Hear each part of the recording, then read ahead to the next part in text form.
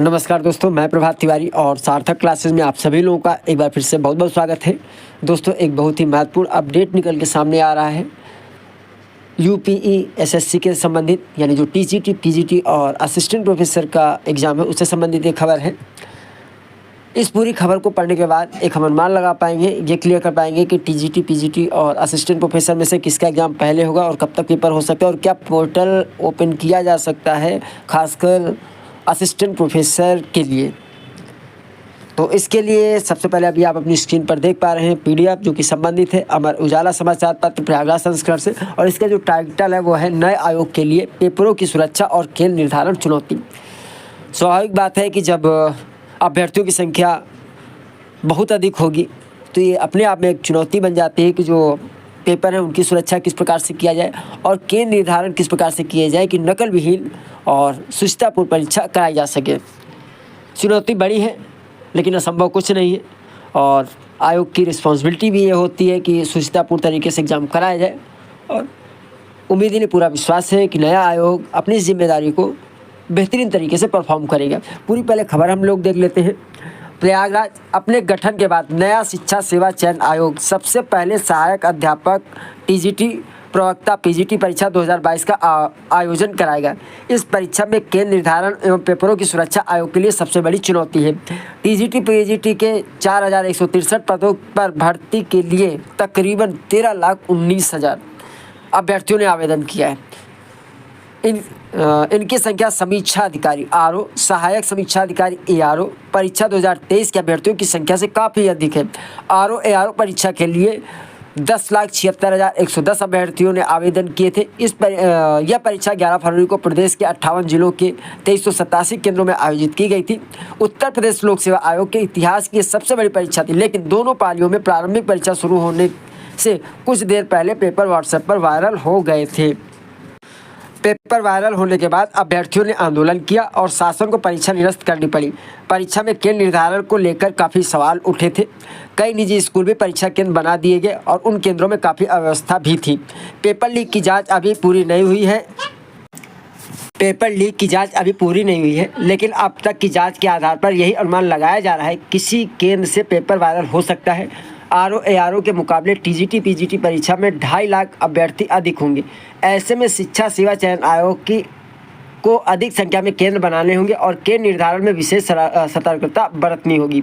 पिछले दिनों RO ARO के साथ पुलिस भर्ती परीक्षा में भी पेपर वायरल होने की घटना के कारण भर्ती संस्थाओं के लिए पेपर की सुरक्षा को लेकर चुनौतियां बढ़ गई हैं। ऐसे में शिक्षा सेवा चयन आयोग को भी इस चुनौती का सामना करना होगा। आयोग ने अभी टीजीटी पीजीटी की परीक्षा तिथि घोषित नहीं की है। आयोग को नए अध्यक्ष का इंतजार है। लोकसभा चुनाव के बाद परीक्षा तिथि घोषित होने के आसार हैं। तो दोस्तों, अब देखिए मतलब की बात कर लेते हैं आपके। तो पहले मतलब की बात यह है कि जो सबसे पहले पेपर होने वाला वो टीजीटी पीजीटी का होगा। दूसरी मतलब की बात यह है कि देखिए, पीजीटी के लिए अगर आप सब्जेक्ट के बेस पे आपका सब्जेक्ट स्ट्रांग है तो ये आपके लिए गोल्डन अपॉर्चुनिटी है। इस बार का विज्ञापन आप सिलेक्शन ले लीजिए, क्योंकि अगली बार से सब्जेक्ट के साथ में जीके भी आने वाला है। अगर आपने आयोग का जो पूरा अध्यादेश है उसको पढ़ा होगा तो उसमें साफ साफ और स्पष्ट शब्दों में लिखा हुआ कि जो पीजीटी की परीक्षा है उसमें जीके के भी प्रश्न होंगे।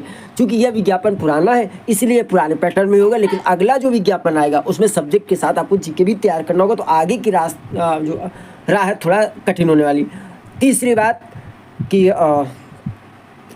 देखिए, ये आयोग के लिए इसलिए भी चुनौती यह परीक्षा क्योंकि जो यूपीई-एसएससी के द्वारा सेंटर निर्धारण किए जाते हैं। यहाँ पे जो सिलेक्शन होते हैं वो एडेड कॉलेज में होते हैं।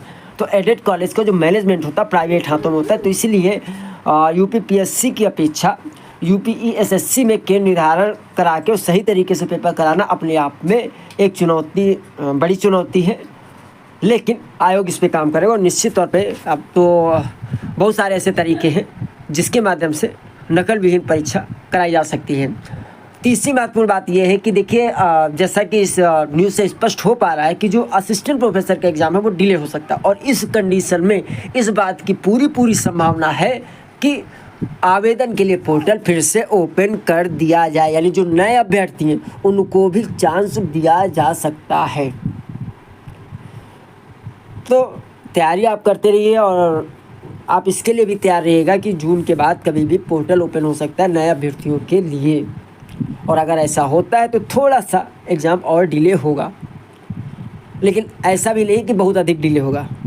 मैक्सिमम मान लीजिए कि अगर टीजीटी पीजीटी पेपर होने के 1 से 2 महीने के बाद हायर का भी पेपर हो जाएगा, इससे ज़्यादा डिले होने वाला नहीं है। हायर में एक और प्रॉब्लम है कि जो एग्ज़ाम होता है वो कई चरणों में होता है। उसका रीज़न ये होता है कि कुछ अभ्यर्थी जो ऐसे होते हैं जो अलाइड विषय में भी आवेदन करते हैं, और आयोग की तरफ से ऐसे अभ्यर्थियों को भी अवसर दिया जाता है पेपर देने के लिए जिन्होंने अलाइड में भी अप्लाई किया है। अर्थात एक ही दिन में सारे पेपर कराना पॉसिबल नहीं हो पाता है हायर एजुकेशन में, इसीलिए हायर एजुकेशन के पेपर कई चरणों में होता है, कभी 5 चरण कभी 7 चरण, वो डिपेंड करता है number of post and number of subject. तो 5 से 7 चरणों में आपका पेपर हायर का हो सकता है। न्यूज़ आपके लिए ये है कि जिस तरीके से शक्ति बढ़ती जा रही है और नकल विहीन परीक्षा कराने के लिए, इससे पूरी संभावना है कि जो पढ़ने वाले अभ्यर्थी उनको बेनिफिट मिलेगा। और विज्ञापन 47 के कट ऑफ की तरह जो सिलेक्शन होंगे वो मोस्टली सिलेक्शन आपके 65% से लेकर के 80% के बीच में होते हैं, क्योंकि जो पढ़ने वाले कैंडिडेट होते हैं उनके एक्चुअल मार्क्स इसी के बीच में आते हैं। अगर इससे गुड न्यूज़ आपके लिए है कि पढ़ाई अगर आपने स्टार्ट नहीं की तो आप बिल्कुल स्टार्ट कर दीजिए। इस बार पूरी उम्मीद है कि बहुत फेयर सिलेक्शन हो और मेहनत करने वाले अभ्यर्थियों को निश्चित तौर पे इस बार सफलता अवश्य ही मिलेगी। तो आज के वीडियो में इतना ही। हम आपसे फिर मिलते हैं अगले वीडियो में कुछ नई जानकारी के साथ। तब तक के लिए नमस्कार।